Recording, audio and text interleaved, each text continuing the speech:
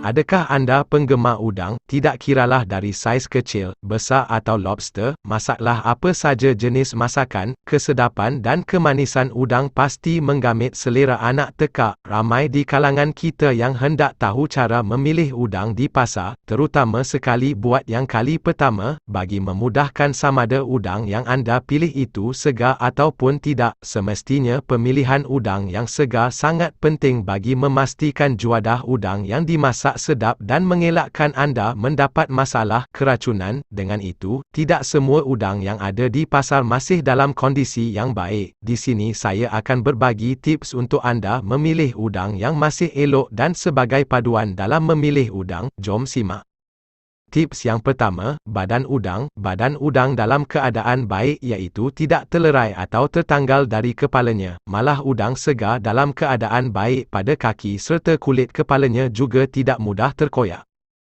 Tips yang kedua, tekstur udang. Apabila anda membeli udang, anda nampak mata udang yang terjojol adalah udang yang masih dalam keadaan yang segar. Sebelum itu, jika anda hendak membeli udang di pasar, anda haruslah memeriksa tekstur udang terlebih dahulu untuk menentukan samada udang itu segar ataupun tidak. Biasanya tekstur udang yang segar akan terasa pejal dan tegang apabila dipegang. Udang yang tidak segar biasanya tekstur udang akan terasa lembik dan kulitnya pun tidak keras lagi. Jadi apabila anda hendak membeli udang, anda kena periksa dahulu bahagian pada kaki, kulit dan kepala udang samada ia mudah terkoyak atau tercabut dari badannya. Jadi anda kena berhati-hati dan membuat pilihan yang tepat. Tips yang ketiga, pastikan kulit kepala udang masih berkilat. Anda perlu perhatikan kulit kepala udang, iaitu samada ia masih berkilat ataupun tidak. Udang yang dalam keadaan segar mempunyai kepala yang tidak berwarna merah. Kalau anda hendak memilih udang, pastikan kepala udang masih melekat di kepalanya. Itu menandakan udang masih dalam keadaan yang segar.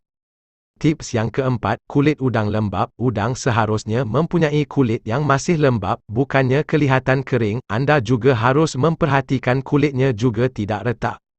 Tips yang kelima, lihat pada warna udang. Udang yang berbintik-bintik hitam adalah udang yang tidak segar, tiada tanda lebam dan berwarna hitam, terutamanya di bahagian kepala. Namun, apabila anda nampak udang bertukar warna kekuningan, kemerahan dan biru, itu menandakan udang telah rosak. Namun berbeza pada udang yang masih segar, kita akan dapat melihat warnanya jernih, cerah dan putih coklat. Jadi dengan melihat keadaan warna udang mudah untuk kita tahu udang itu segar ataupun tidak. Jadi lepas ini tiada lagi masalah nak memilih udang, kan?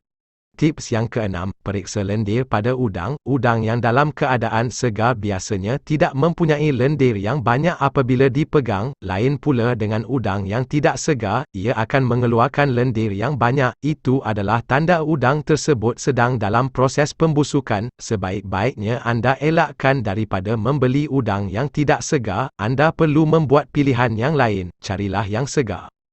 Tips yang ketujuh, udang tidak berbau busuk. Anda perlu kenal pasti udang tidak mengeluarkan bau yang busuk atau hanyir. Jika udang berbau, itu petanda bahawa udang itu tidak segar lagi. Bau udang sepatutnya bau segar dan tidak berbau hanyir. Jika sudah busuk, pastinya udang tidak lagi sedap digunakan dalam masakan. Udang dapat dirasai semasa menikmatinya. Tips yang ke-8, menghidu bau udang. Cara yang betul untuk memilih udang di pasar, kita perlu menghidu bau udang terlebih dahulu sebelum membelinya. Hidu dimaksudkan di sini, bukannya kita ambil udang itu kemudian hidu macam kita hidu bunga. Jangan sesekali buat begitu, naik pelik orang yang memandangnya nanti. Cara mudah menghidunya, kalau kita berdiri dari jauh pun kita akan bau kesegaran udang. Biasa udang segar akan berbau laut dan tidak hanyir, manakala udang yang tidak segar akan berbau hanyir dan busuk. Hidung pun seksa hidu bau udang yang tidak segar. Tidak sahaja baunya kuat menusuk lubang hidung, malah hendak membelinya pun rasa tak selera. Macam itulah caranya hendak tahu samada udang itu segar ataupun tidak. Tips yang ke-9, perhatikan lalat. Lalat memang suka benda-benda yang busuk, buruk dan berbau hanyir. Jadi cara mudah nak tahu udang segar atau tidak, kita perhatikan sahaja kehadiran lalat pada udang. Kalau lalat suka hinggap pada udang itu tandanya udang tidak segar lagi. Dan sesetengah pula akan datang beramai-ramai mengerumuni udang. Sudah tentu kita tahu lalat adalah serangga pembawa penyakit. Kalau banyak lalat yang hinggap kita pula merasa was-was hendak membeli.